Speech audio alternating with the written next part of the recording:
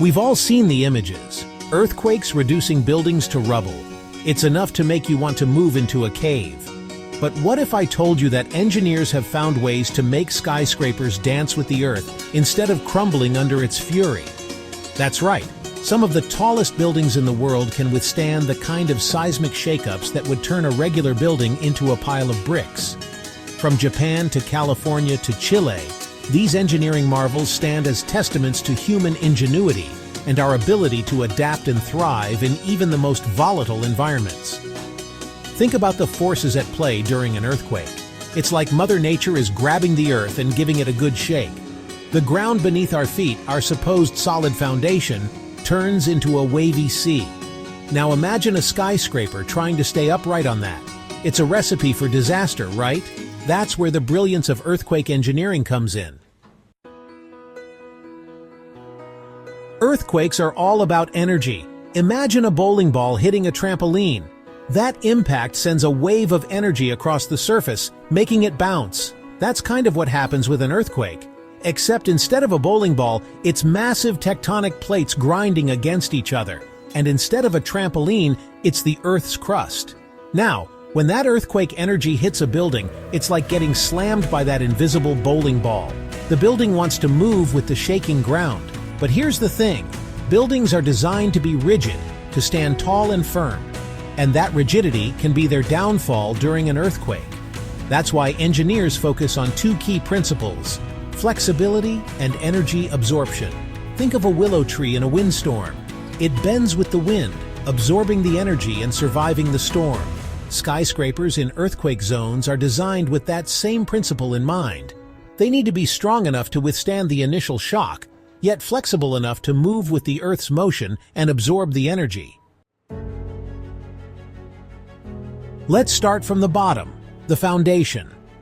You can't just pour some concrete and call it a day when you're building a skyscraper in an earthquake zone. You need to anchor that building deep into the earth. We're talking massive concrete and steel pillars driven hundreds of feet below the surface, sometimes even resting on bedrock. These deep foundations act like those roots of a tree, providing stability and preventing the building from tipping over during an earthquake. But it's not just about going deep, it's also about absorbing that initial shock. That's where base isolation comes in. Picture this: giant rubber pads or sliding bearings placed at the base of the building, between the foundation and the structure above. These pads act like shock absorbers on a car, isolating the building from the ground's movement. Take Tokyo's Mori Tower, for example. It sits on these massive rubber bearings. When an earthquake hits, the ground shakes, but the building above those bearings moves much less. It's like the tower is floating on a cushion of air, riding out the seismic waves. Now let's talk about the skeleton of the skyscraper, the structural frame. In earthquake-prone areas, it's not just about strength, it's about flexibility. Traditional rigid frames can crack and crumble under the stress of an earthquake. That's why engineers are turning to more flexible materials and innovative designs. One approach is to use steel bracing. Imagine giant steel X's or V's added to the building's frame.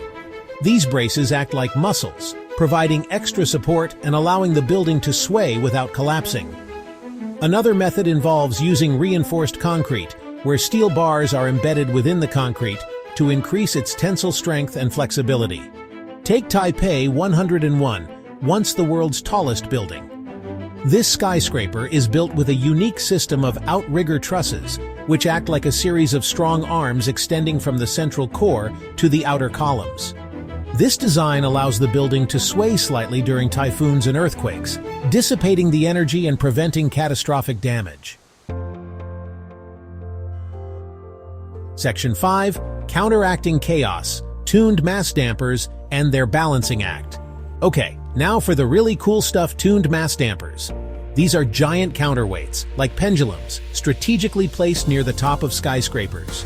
Imagine a massive ball, weighing hundreds of tons, hanging from cables, and submerged in a pool of oil for damping. When the building starts to sway during an earthquake, the pendulum swings in the opposite direction. This counter movement helps to counteract the building's motion and reduce the sway. It's like having a built-in stabilizer, keeping the building from getting too far out of whack. One famous example is Taipei 101, which actually has a giant 660-ton steel ball as its tuned mass damper. Another is 432 Park Avenue in New York City. It uses a system of two tuned mass dampers, each weighing 400 tons, to help keep the building steady in strong winds and seismic events. Section 6. Smart buildings, safer cities, active and passive control systems. We've talked about building design, but technology is taking earthquake resistance to a whole new level. We're now seeing smart buildings equipped with active and passive control systems that can react to earthquakes in real time. Passive systems are like the building's built-in reflexes. They use smart materials that can change their properties in response to stress. For example, there are metals that can actually change their stiffness when they sense vibrations, helping to absorb more energy during an earthquake. Active systems, on the other hand, are like the building's brains. They use sensors to detect ground motion and then activate mechanisms to counteract the forces. Imagine hydraulic systems that can adjust the tension in cables or move weights within the building to keep it balanced during an earthquake. These systems are still under development, but they hold huge promise for the future of earthquake-resistant buildings. It's like giving these skyscrapers a sixth sense, allowing them to adapt and respond to danger in ways we could only dream of before. Section 7. Standing Tall Case Studies of Earthquake-Proof Skyscrapers. We've talked about the science and the technology, but let's look at some real-world examples of these engineering marvels. Taipei 101. We've already mentioned this iconic skyscraper, but it's worth reiterating its combination of deep foundations, a flexible frame with outrigger trusses, and a massive tuned mass damper. It's a testament to how different earthquake-resistant features can work together. The Umeda Sky Building in Osaka, Japan. This skyscraper features a unique system of interconnected towers with 3 layers of base isolators, making it incredibly resistant to even the strongest earthquakes. It's like a giant suspension bridge turned vertical, able to sway and absorb seismic energy without breaking a sweat. Salesforce Tower in San Francisco. This skyscraper utilizes a unique combination of a reinforced concrete core, a steel perimeter frame, and a system of viscous dampers to dissipate energy during an earthquake. It's designed to not only protect the occupants, but also to remain operational after a major seismic event. These are just a few examples of the incredible feats of engineering that are pushing the boundaries of what's possible in earthquake-prone regions. They are a testament to our ability to overcome seemingly insurmountable challenges.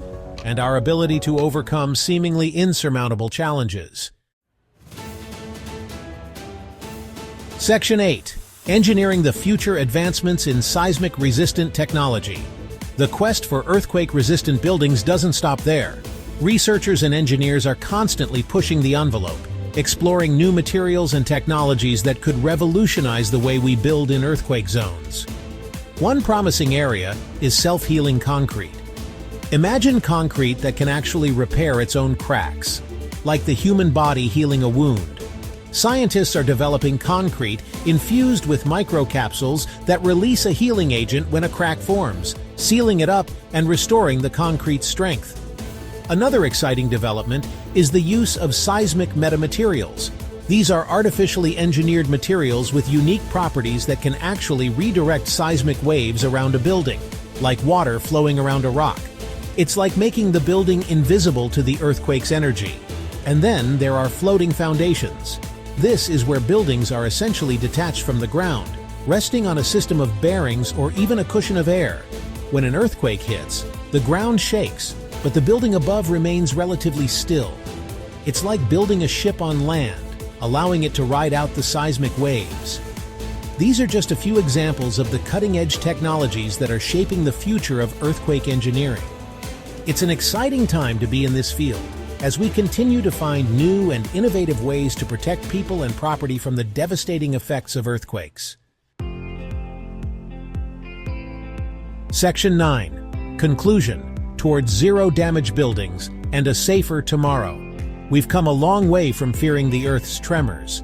Today we're building skyscrapers that can withstand the most powerful earthquakes. But the goal is not just survival. It's about resilience, about creating buildings that can not only withstand earthquakes, but also remain operational afterwards. The quest for zero-damage buildings is still ongoing.